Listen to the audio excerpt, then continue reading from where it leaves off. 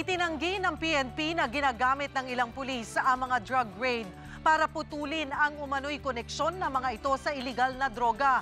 Pero si incoming PNP Chief Ronald De La Rosa, nagbabala pa rin umaaksyon si Franz Noguera. Sunod-sunod ang mga buy-bust operation laban sa umano'y mga tulak ng droga. Marami sa mga operasyon, napapatay ang mga sospek. Lumutang tuloy ang balitang nililinis na ng mga pulis ang kanila umanong koneksyon sa mga sangkot sa droga. Bagay na itinanggi ng PNP. Speculation.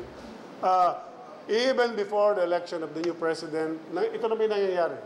Gano'n naman talaga. Sinasabi ko na very strongly in the past na internal cleansing has been a very big part of our campaigns against illegal drugs. It's been there for quite some time. Drug testing has been there for quite some time. Pero ibang tingin ang susunod na hepe ng PNP na si Chief Superintendent Ronald Bato de la Rosa. Kung napapraning na sila, yes. Yes.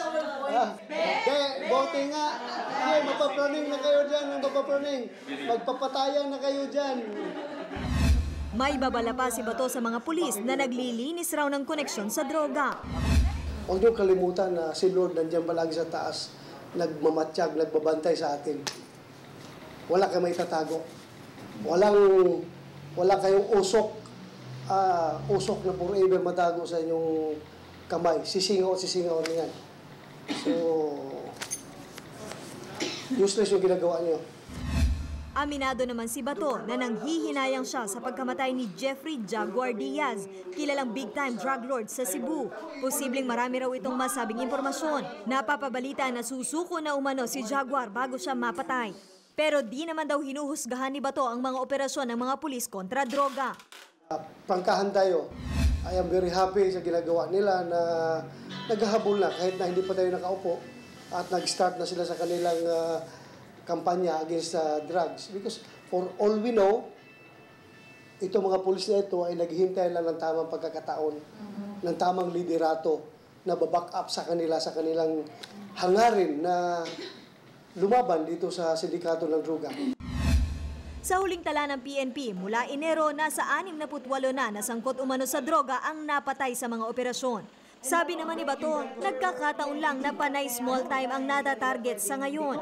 Katunayan may listahan na raw ng mga big-time drug lord na uunahin nilang hulihin. Para naman sa mga gusto ng sumuko at nangangamba sa kanilang kaligtasan, may mensahe si Bato. Dumiretso kayo sa media. Magpapatulong din sa media. Napakaraming media entities dyan, mga media agencies na pwedeng tumulong sa inyo para masave yung buhay ninyo at maisiwalat niyo yung katotohanan. And from there, kukontakin ako. I will face you. I will hear you. And I will listen to you. So, ganun lang. May iniwan ding payo si Bato sa police colonel sa Negros Occidental na nag-viral matapos mabaril ang kanyang tauhan na ginawa umano niyang human target. Mag-practice siya. Kulang siya sa practice. Kulang sa practice. Bakit yung tinamaan yung hindi dapat tamaan? Kulang sa practice. Siya. Balak daw ni Bato na ibalik ang firearms proficiency test sa mga pulis. Kung hindi raw ibubulsa ang budget, magagawa ito ng PNP. Umaaksyon, Franz Noguera, News 5. Be sure to come back. News 5 everywhere. Copyright 2016.